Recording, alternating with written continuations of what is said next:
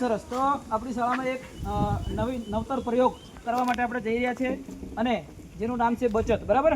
તો બચતમાં આપણને તમારા ઘરે તમારા મમ્મી પપ્પા છે, તમને નિશાળે ભણવા જાઓ છો એમ કરીને રૂપિયા આપે, 2 રૂપિયા આપે, 5 રૂપિયા, 10 રૂપિયા જે આપતા હોય દરેક બાળકને આપતા જ હોય છે. અને એ સીધા તમે દુકાને જાઓ છો. બરાબર ને? દુકાને જાઓ છો અને એમાંથી તમે શું ખાઓ છો? બોલો. હા, પડીકા ખાઓ છો. તમને ખબર નથી બેટા, તમે અત્યારે સુધી આ શીખ્યા નથી તમને, એટલે એ સીધા પડીકામાં તમે વાપરી નાખો છો. પણ પડીકા ખાવાથી આપણને ફાયદો થાય છે? શું થાય છે? આપણને નુકસાન થાય છે. બરાબર ને? આપણે નુકસાન થાય છે. એટલા માટે હવે આ શાળામાંથી તમને એક ગલ્લો આપવામાં આવશે. બરાબર? અને એ ગલ્લામાં તમને જે પણ જગ્યાએ જે પણ જ્યાંથી પણ મળે એ પૈસા છે આ ગલ્લામાં તમારે મૂકવાના છે. અને તમને ધીરે ધીરે કરતાં કરતાં ખૂબ એનું ભંડોળ થશે. અને કેટલું ભંડોળ થશે ને એ પણ આપણે જોઈ લઈએ. બરાબર?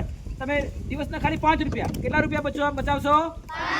બોલો દોસ્તો, કેટલા રૂપિયા બચાવશો?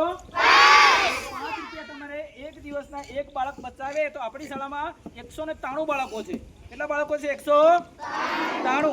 તો 193 બાળકો જો 5 રૂપિયા ખોટા પડીકાના બચાવશે તો 965 રૂપિયા બચશે.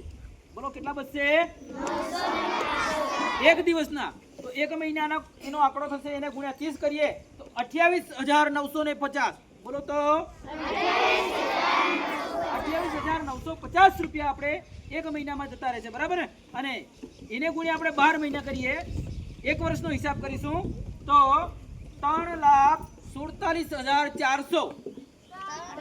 બોલો, આટલા રૂપિયા એક વર્ષમાં આપણે ખોટા પડીકા ખાઈને ફેંકી દઈએ છીએ બેટા. એટલે સમજી લો તમે પૈસા જ ફેંકી દો છો. અને બેટા તમે પહેલા ધોરણમાં બાળક દાખલ થાય છે ને 8મા ધોરણ સુધી આ રીતે આપણી બચત કરશે તો એનો આંકડો થાય છે 27,79,200. બોલો તો